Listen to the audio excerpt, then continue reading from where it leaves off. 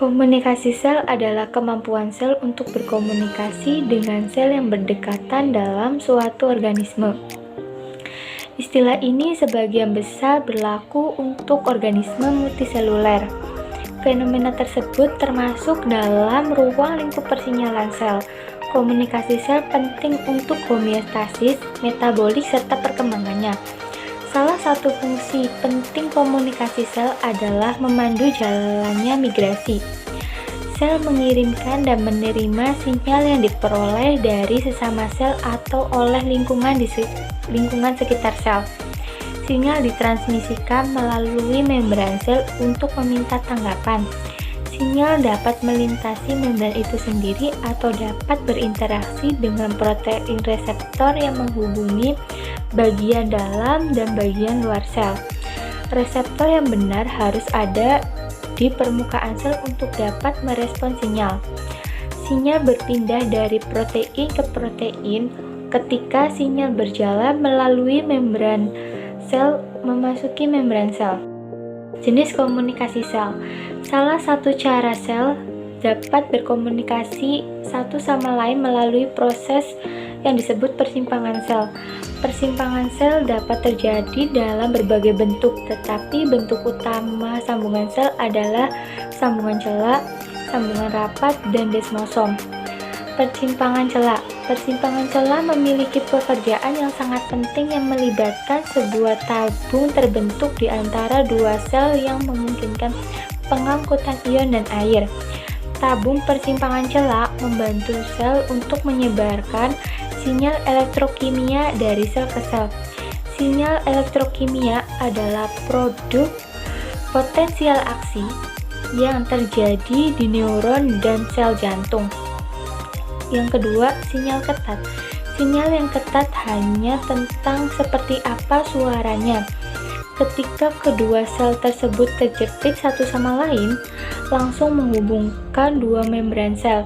Tetapi isi sel tidak terhubung karena tidak ada tabung yang berjalan di antara sel.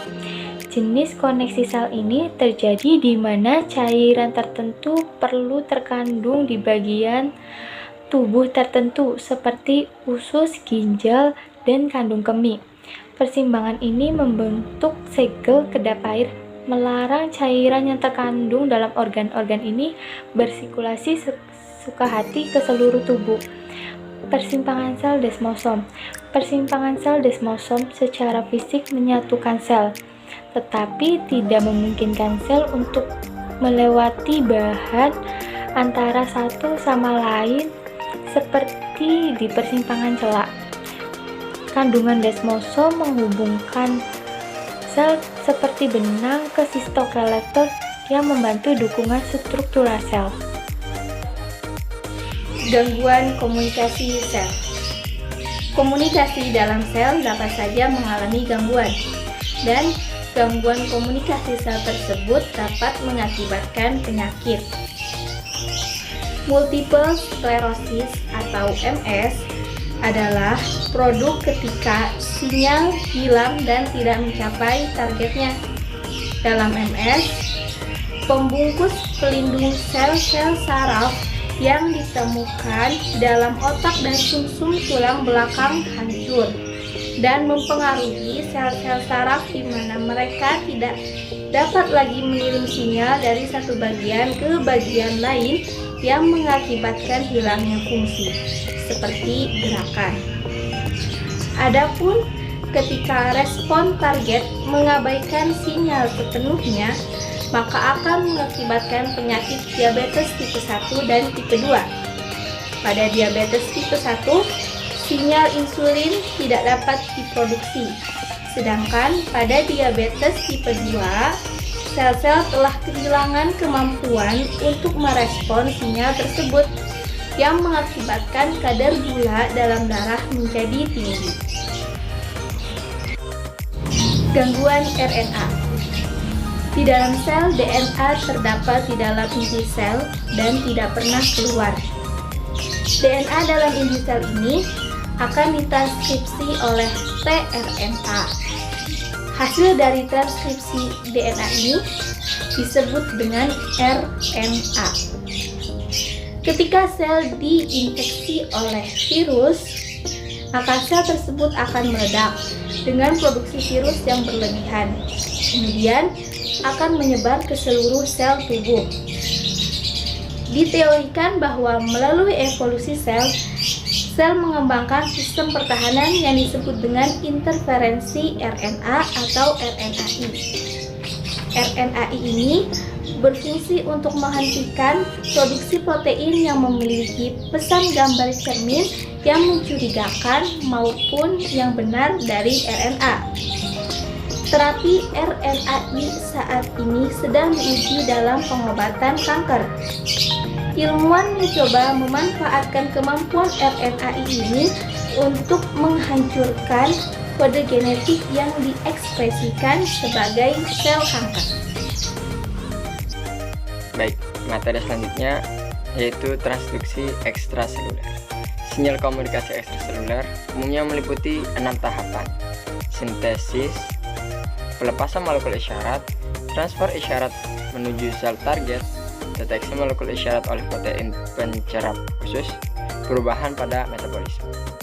Fungsi dan perkembangan seluler, peluruhan molekul isyarat yang sering kali disertai terhentinya respon seluler. Pada eukariota, transduksi ekstraseluler terjadi oleh sekresi molekul tertentu yang diklasifikasikan menjadi 3 bagian, yaitu endokrin, parakrin, dan otokrin berdasarkan jarak tempuh isyarat. Pertama, sinyal endokrin. Sinyal endokrin secara khusus disebut hormon, mempunyai jarak tempuh yang sangat jauh dari organ endokrin, tempat sintesis molekul dengan sel target. Pada hewan, hormon biasanya diusung oleh darah, mengarungi jarak tempuh yang jauh tersebut. Kedua, ada sinyal parakrin. Molekul isyarat parakrin yang dilepaskan oleh sebuah sel hanya berpengaruh terhadap sel target yang berada di sekitarnya. Salah satu target yang berada di sekitarnya, contohnya isyarat parakrin, adalah pulsa elektrik yang dilepaskan oleh neuron ke sel saraf yang lain dan dari neuron ke sel otak. Saat teraktivasi oleh isyarat parakrin dari sel saraf lain, neuron mengirimkan impuls elektrik secara cepat di sepanjang akson. Ketika impuls mencapai ujung akson, ujung saraf akan mensekresikan isyarat kimiawi yang disebut neurotransmitter. Sinyal ini disekresikan ke sel junction khusus yang disebut chemical synapses. Proses transduksi oleh akson memungkinkan sel saraf untuk melakukan regulasi terhadap sel target seperti sel otot yang terletak jauh sekali dari pusat saraf. Dan yang ketiga nih, terakhirnya itu sinyal otokrin. Sinyal otokrin merupakan isyarat yang direspon oleh sel-sel sejenis dengan sel yang melepaskan molekul isyarat. Faktor pertumbuhan merupakan isyarat jenis ini yang merupakan stimulator bagi sel-sel sejenis untuk tumbuh, berkembang, dan melakukan proliferasi. Sinyal otokrin sangat umum ditemukan dalam kasus sekresi. Sel-sel dari grup yang serupa akan berkaitan kembali dengan pencerapnya sendiri. Autocrine signaling merupakan tipe paling efektif ketika dilakukan secara serempak dengan sel-sel tetangga yang tipenya sama. Transduksi ini dianggap sebagai suatu mekanisme yang mendasari efek komunitas pada perkembangan seluler awal. Selama grup sel-sel berupa merespon, grup sel-sel serupa merespon isyarat yang menginduksi diferensiasi, tetapi tidak dapat pada sel tunggal bertipe sama yang terisolir. Sel kanker seringkali menggunakan autocrine signaling untuk mengatasi kontrol normal pada perkembangbiakan dan kelangsungan hidup sel. Baik, cukup sekian dari kelompok kami. Kurang lebihnya mohon maaf. Wabillahi taufiq wal hidayah. Wassalamualaikum warahmatullahi wabarakatuh.